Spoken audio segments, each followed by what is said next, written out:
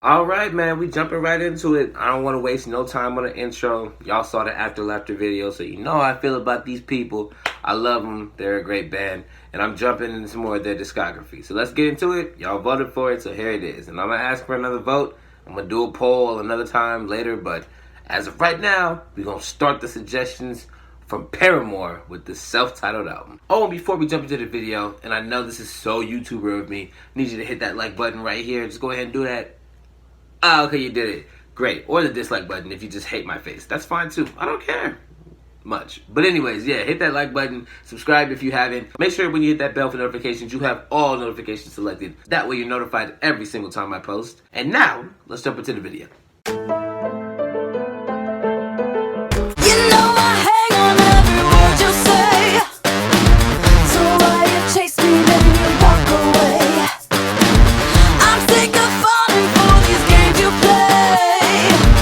Number 1, Fast in My Car. That's crazy, wow.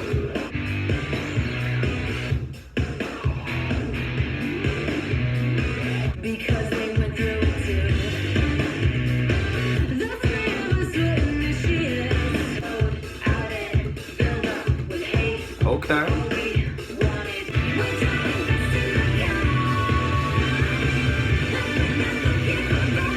Not even trying to like typecast or put them in a box. Definitely felt like this could have been on one of the Twilight soundtracks too. I really feel like could have been for one of the opening sequences, one of the happier moments in the movie. But it was dope. It was a cute little intro. I like it. I feel like Haley's vocals are definitely going to be the shining factor throughout all of the listens. It's just really for me, it's going to depend on what speaks to me more musically. And you know, I know a lot of people were like really upset that more votes were coming in for self-titled than Brand New Eyes. So I'm wondering if I'm going to feel different about the albums as we go through them. Because I'm pretty sure Brand New Eyes is going to take the cake on the next one. But we'll see how it goes. But for right now, I like the intro. Or the opener, rather. Nice little track. Number 2, Now. Don't try to take this from me. Don't try to take this from me now. Get away. But we indestructible. It's the best.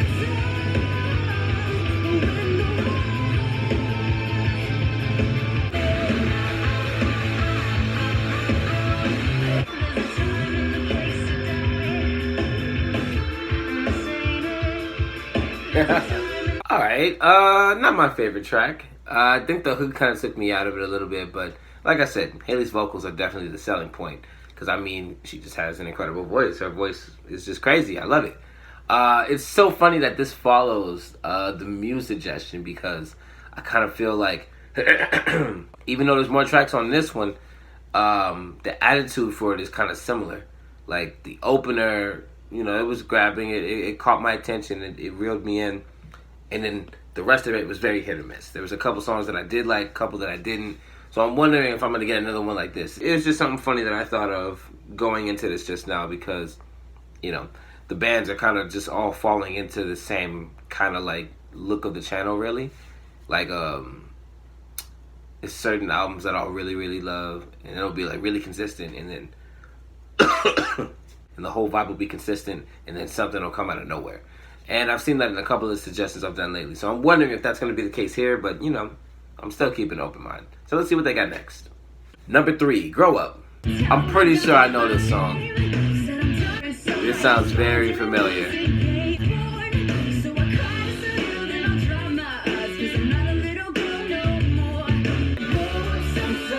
Yeah. I've heard this one.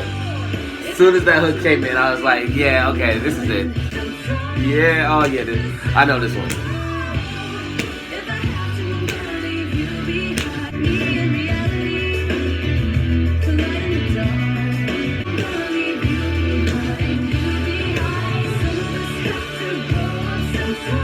Number 4, Daydreaming.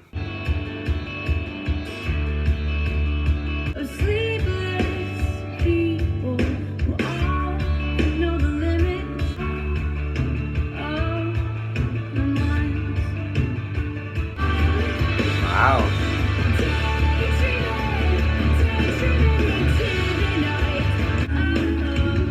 Okay.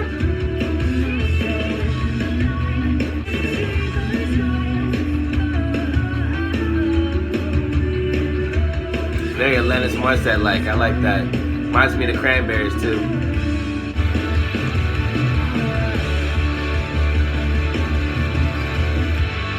Oh, okay. I really enjoyed that one. That one was beautiful. Number 5, Interlude. Moving on. Going into number 6, Ain't It Fun? I mean, everybody's heard this song. Everybody and their mama. And their daddy, and their cousin, and their cousin's cousin. If you haven't heard Ain't It Fun, I'm going to play a little bit of it for you after I hear this interlude. So, stick around, why don't you? Sit back and let them shine. Let them rise and rise. Let them spill their guts. Because one day they're going to slip on up. And besides, I'm moving on. Letting you down easy, but just give it time. Ain't it fun?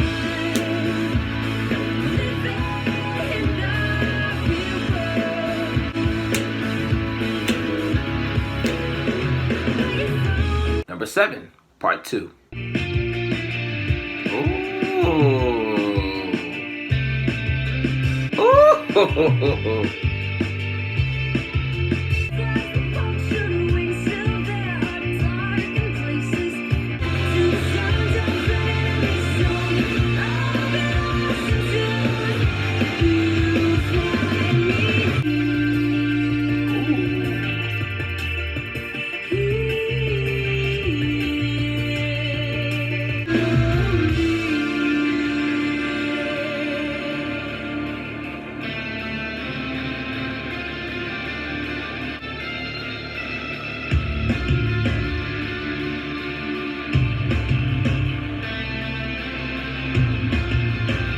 Love a good breakdown. I see you.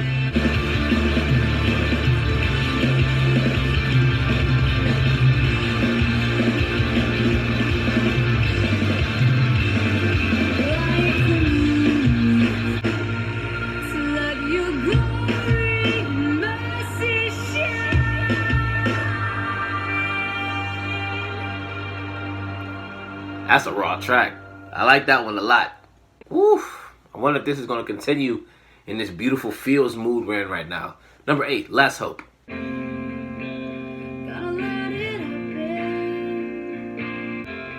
It's just a spark, but it's enough to keep me going. Oh. Every night I try my best to dream. Tomorrow makes it better.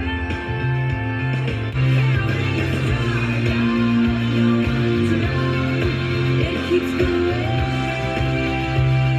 Okay.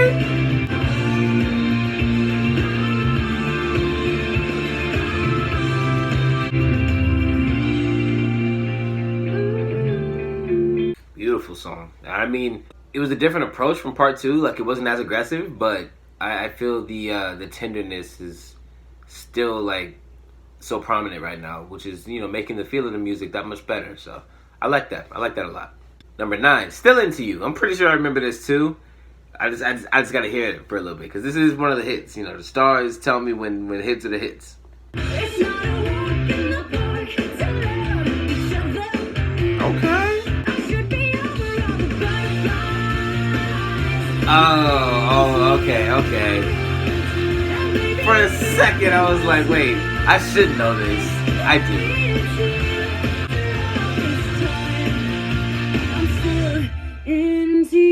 Yeah, that's fire. Oh, I used to love this song. Oh, man. That brings back a lot of great memories. Oh, what a great song. Shout out. Number 10, Ankle Biters. 1,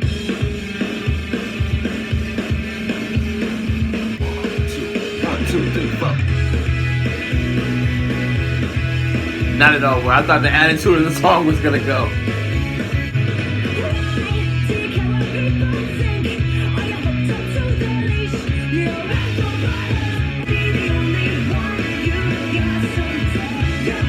It's catchy as hell.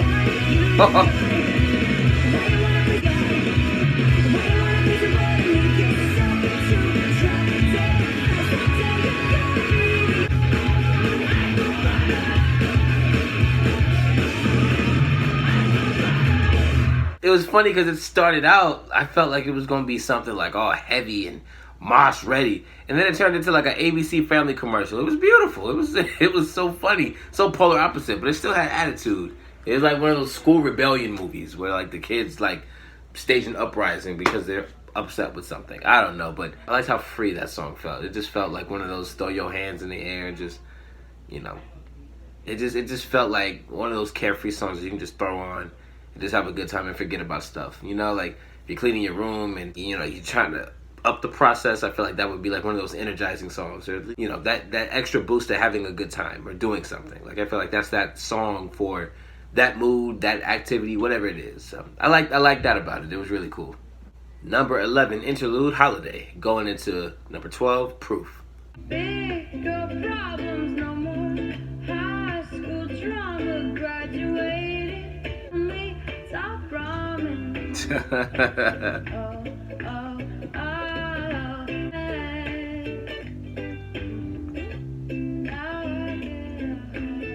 Cool little chill bop. I like it. Ain't nothing but interlude, so we'll just continue. I like it though. It's really hard, carry. My heart is bigger than the distance in between us. I know it's so short. Over here, it can count the miles away from where I wanna be, but not be tired. Maybe if I was the medicine, Ooh. with no fear, just like a clean air. I'll get in my car, drive fast. It's a pretty good song right here.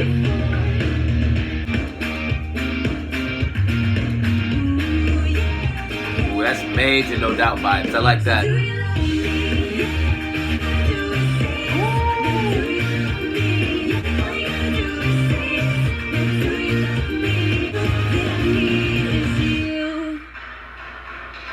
I like that a lot. Again, man, like just the way that song built up was already beautiful. And then it reminded me of No Doubt, kind of like how the beat breaks were in Sunday Morning. I love that song a lot.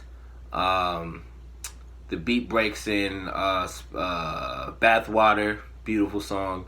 Again, just the inspiration is very apparent because this is also reminded me of like how Demi Lovato's early album sounded, because you know I knew that Hayley Williams was an inspiration for her just because of how amazing Hayley is, but you know the way that the first, I want to say the first two albums were from Demi, I'm talking about her first two albums were very much so oriented in the sound of Paramore and oriented in this type of alt rock, and it was different because they actually showcased, you know, Disney girls can sing. You know, Miley Cyrus already had it on lock, and you know she had it with Seven Things, and she had it with the Hannah Montana hits.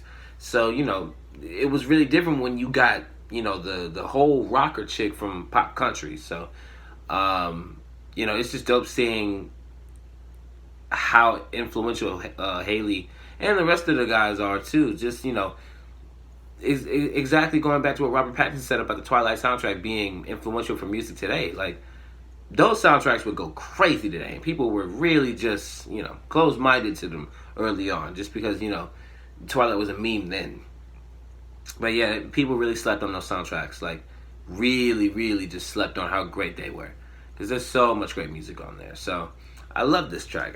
Definitely one of my top 3 so far.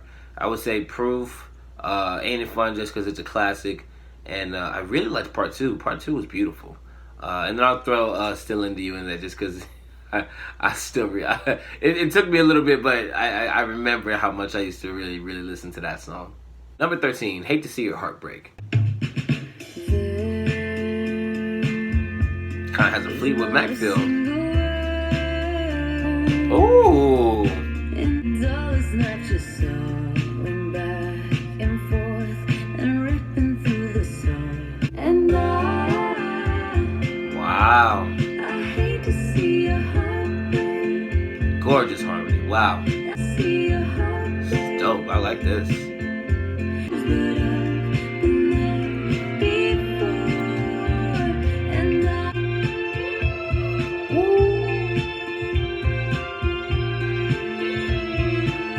And Come through strings. Oh, that's fire. That's absolutely fire. Wow. I may have to rearrange my top listing. That was absolutely amazing. That's got to go in the top ranking for sure. That's just such a beautiful song. Everything about that was just perfect. Wow. Number 14, parentheses, one of those crazy girls. And when you say you wanna slow down, does it mean you wanna slow down? Maybe you just want a little extra time with me. No, we're gonna be forever. Ooh! No. She did not just flex on y'all like that. Wait. By the way, that melody switch, that whole chord progression right there, beautiful.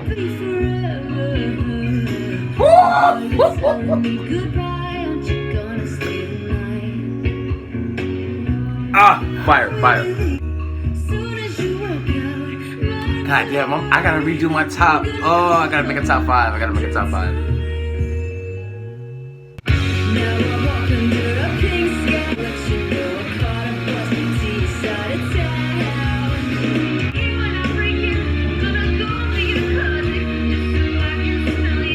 Oh, this bridge.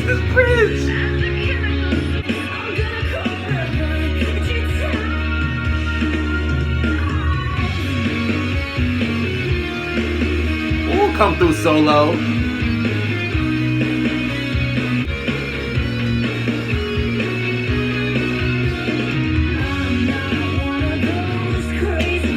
Hey.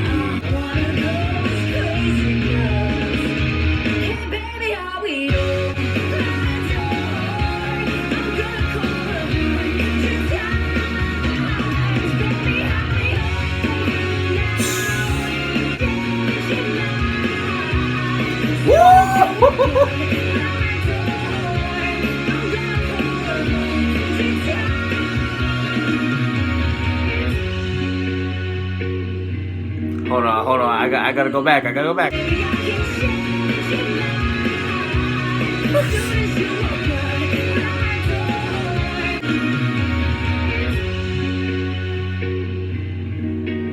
This might be the fave, y'all.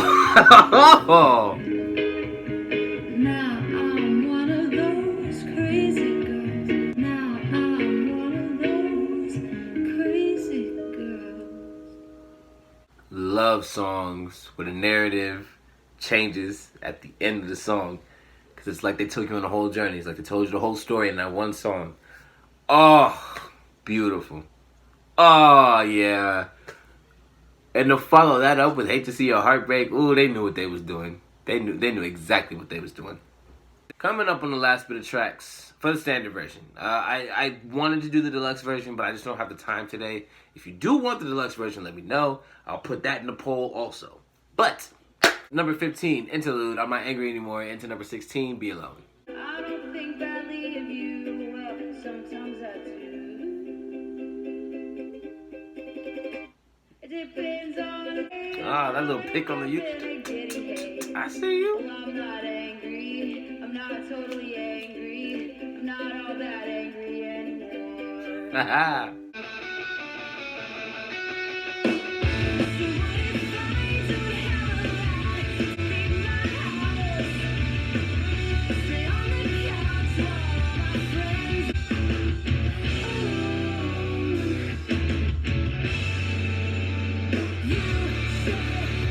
That was dope.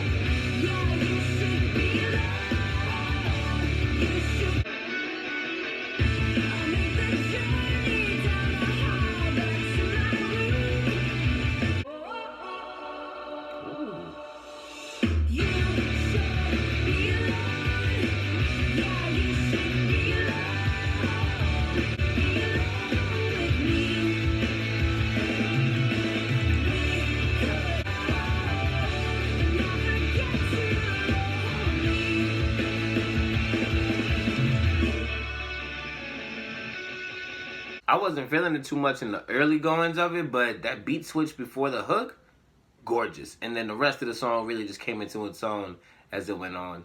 All right, okay. Let's get into the closer. Number 17, final song, Future. Pretty sure. It is. Those clouds out in the future, I'm writing it out, I'm leaving it key. Ooh, I see you. Ooh.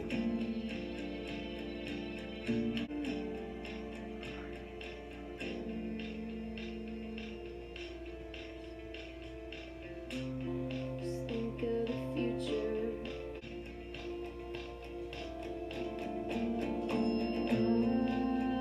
Somebody just got a notification.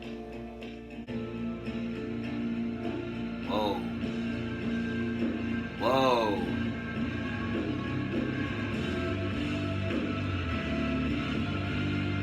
Whoa.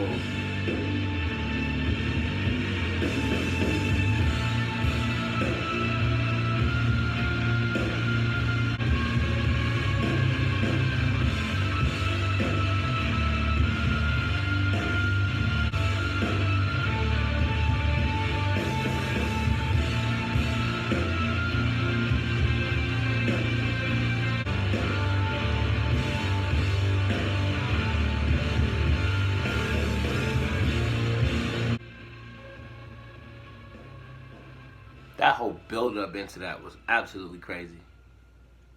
Are we getting a hidden track? Oh no, they just bringing it back.